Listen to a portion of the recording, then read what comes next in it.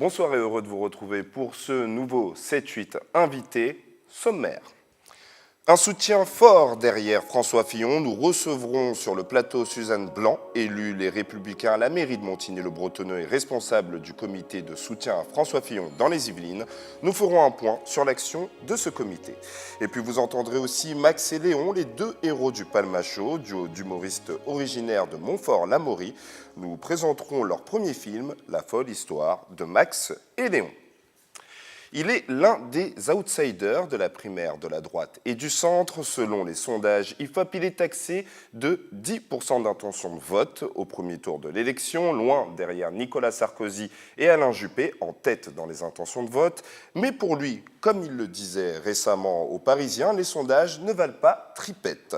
Et il croit à son destin présidentiel, tout comme Suzanne Blanc, responsable de son comité de soutien dans les Yvelines. Bonsoir. Bonsoir. Alors, est-ce que ces sondages, c'est vraiment tripette?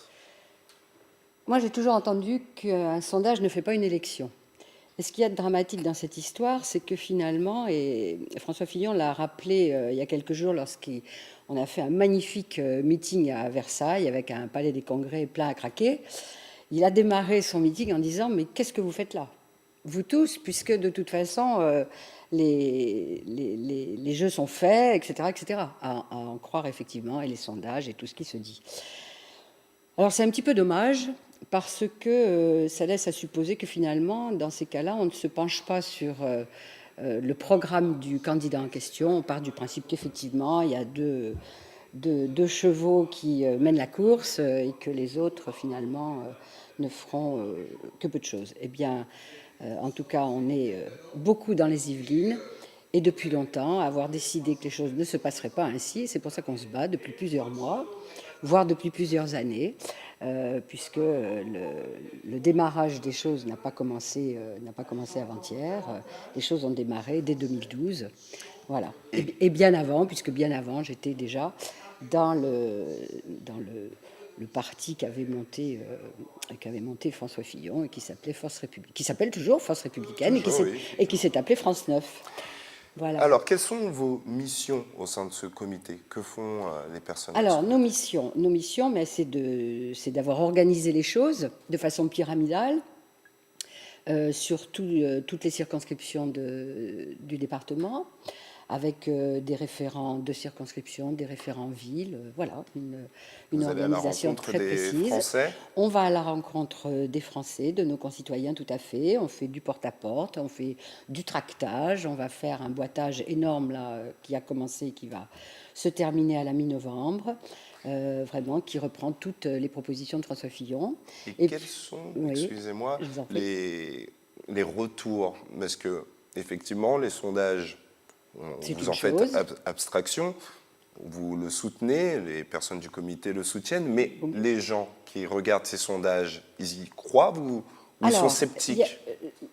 Moi, je ne vais même pas m'attarder sur les sondages, je vais davantage m'attarder sur le ressenti qu'ont les gens, soit parce qu'ils sont venus à un meeting, soit parce qu'ils ont suivi, et là ces jours-ci, ce fut le cas la semaine dernière, puisqu'il était sur le grill de l'émission jeudi dernier.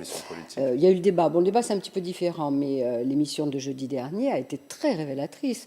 Le lendemain matin, sans même poser de questions, les gens m'en parlaient en me disant, mais il était formidable, c'est vrai que finalement, on ne connaît pas assez les choses, on n'a pas encore assez lu peut-être, etc., etc. Donc c'est là-dessus qu'on se base. C'est vraiment là-dessus. Et ça n'a pas été juste une personne qui m'a rencontrée, ça a été beaucoup de gens... parce qu'après, on a communiqué, bien sûr, entre nous, tous ces soutiens, et c'est vrai que ce ressenti-là est très fort. Et même au niveau du programme, parce que, disons-le, François Fillon a un programme... tout à fait. Et justement, au niveau du programme, bien évidemment. Bien donc évidemment, sur parce le côté que les Français sentent Thatcher, les réformes, les réformes, voilà, se serrer la ceinture. Se serrer la ceinture. c'est vrai d'une part, mais il y a aussi le fait que, certes, il faudra se serrer la ceinture, et ça, il le dit, donc il ne s'en cache pas, Oui. il dit la vérité. Hein. Il dit la vérité, il est sincère, il est honnête. Il dit qu'un certain nombre de réformes doivent être faites dès l'élection présidentielle, et qu'à mi-octobre, il faut avoir avancé le plus possible, que ces ministres, en nombre restreint d'ailleurs, auront autour d'eux des équipes vraiment de choc qui vérifieront que les réformes avancent, que les choses sont bien mises en place, parce que parfois, c'est vrai que, et ça n'est la faute de personne, c'est comme ça, parce que le temps passe vite, parce que parfois on est freiné par certaines choses. Donc et ça là, sera non, l'application... les 100 premiers jours Voilà, de l'élection absolument, présidentielle. absolument. Et L'application quasi immédiate d'un certain nombre de choses, pas tout, bien évidemment. Il y a des réformes qui ne vont pas se faire du jour au lendemain. Il faudra effectivement ce quinquennat. Un quinquennat, c'est court. Voilà, et pourtant je l'ai voté comme d'autres, mais un quinquennat c'est court, et donc effectivement il faut être courageux dès le départ, d'où aussi la proposition de faire un référendum pour faire quelques réformes majeures, hein, et donc ça, et pour justement ne pas connaître ces blocages de la rue, comme le dit François Fillon, de manière à pouvoir avancer, faire les choses, sans que pour autant les gens aient peur. Il ne faut plus avoir peur. On est dans une situation où on est dans une morosité telle qu'on le sent bien autour de nous. Enfin, on croise tous plein de gens qui donc, de ce que sont... vous entendez, c'est pas drôle. Voilà, les gens non, c'est vrai veulent que de c'est pas drôle. l'action et ils sont prêts à Saint-Quentin ou dans les Yvelines Ou ailleurs. à écouter ce message. C'est le retour. Moi, j'en suis persuadée, bien évidemment, parce que je pense que si on dit, par exemple, aux jeunes gens qui sont sur le marché de l'emploi, la création d'emplois, c'est une chose, mais l'emploi permet d'avoir un meilleur pouvoir d'achat, de pouvoir exister de façon tranquille, d'avoir des projets. C'est vraiment plus le cas en ce moment. Donc effectivement, il faut qu'il y ait du courage de la part des dirigeants et puis qu'il y ait aussi du courage de la part des citoyens qui acceptent, c'est vrai, il faut accepter un certain nombre de choses, il faut accepter la remise en question des 35 heures, pardon, il faut accepter un certain nombre de remises en question, mais il faudra le faire. Alors, je vais rebondir là-dessus parce qu'il a été Premier ministre de Nicolas Sarkozy durant 5 ans. Ses idées, c'est des idées... détruire les 35 heures, repasser aux 39 heures, c'est des idées qu'on a déjà entendues.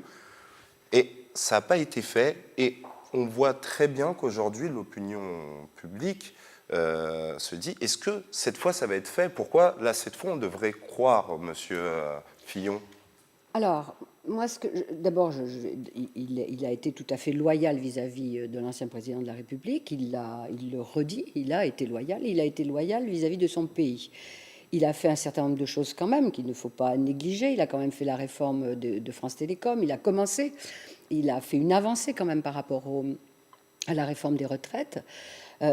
C'est vrai que tout n'a pas été fait, parce qu'il y a eu d'autres événements aussi qui ont fait que les choses n'étaient pas aussi simples à résoudre. On est quand même tombé dans une grande période de crise pendant ces 5 années du quinquennat de Nicolas Sarkozy, et donc par conséquent, c'est vrai qu'il n'a pas pu avancer totalement. Mais là maintenant, ce qu'il faut considérer, c'est que c'est un homme d'expérience, et qui donc a bien compris qu'effectivement les réformes, c'est de suite. On n'attend pas 1 an, 2 ans. C'est bien qu'au bout de 2 ans, c'est trop tard.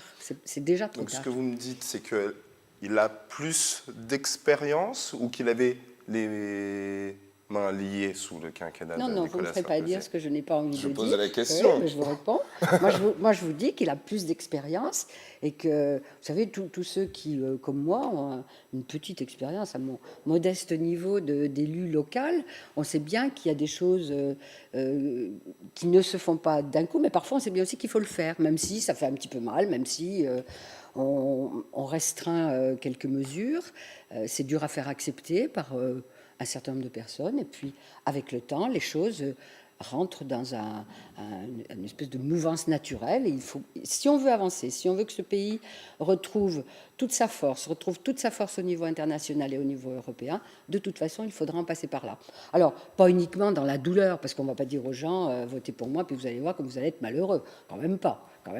C'est aussi pour donner de l'espoir justement aux générations plus jeunes, de leur dire voilà, si on remet votre pays en marche comme il faut, eh bien votre avenir sera meilleur. En tout cas, moi, c'est tout ce que je souhaite pour mes enfants et mes petits-enfants Eh bien, et tous les enfants de ceux que j'aime. Voilà. Eh bien, on finira sur cette formule. C'est le message que vous avez fait passer à nos téléspectateurs. En tout cas, je vous remercie, Madame Suzanne Blanc.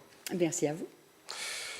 Et donc, nous passons au Palma Show, qui sort son premier film demain, La folle histoire de Max et Léon. Alors, le pitch, deux amis d'enfance qui tentent d'échapper à la Seconde Guerre mondiale. Grégoire Ludig et David Marseille étaient à l'UGC SkyWest la semaine dernière. Nous les avons rencontrés, écoutez-les, au micro de Camille Lambert. On dort la soir, et après on file en douce. Nous sommes l'honneur de la France. Et croyez-moi, on va la gagner, cette guerre. En fait, nous, comme on vient de la parodie et qu'on a cherché une idée de film, on s'est rendu compte qu'en fait, on avait envie de faire un film de genre. Et la comédie d'aventure, c'est un style qui n'existe plus beaucoup dans le cinéma français. Nous, on est très fans de La Grande Vadrouille, La 7e Compagnie, Papy fait de la Résistance. Donc, on a eu envie de s'inscrire humblement en fait, dans cette lignée, tout en faisant peut-être des parallèles un peu plus modernes avec la société actuelle. On avait envie et puis même on avait envie de faire quelque chose d'ambitieux, c'est-à-dire de passer des sketchs au cinéma. On n'avait pas envie de faire au cinéma quelque chose qu'on aurait pu faire en sketch. Donc, En plus, la Seconde Guerre mondiale, c'est une période qui est très cinématographique. Donc nous, qui nous permettait de faire un film d'époque, en costume, on avait plutôt envie de traiter du conflit de l'intérieur, c'est-à-dire comment les Français réagissaient entre eux.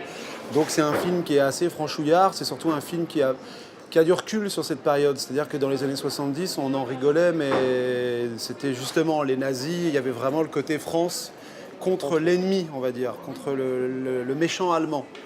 Et là, nous, on s'est dit, on a un peu plus de recul, donc nous, on peut peut-être se permettre un petit peu plus de mettre l'accent sur 2 ou 3 choses dont on n'a pas vraiment parlé.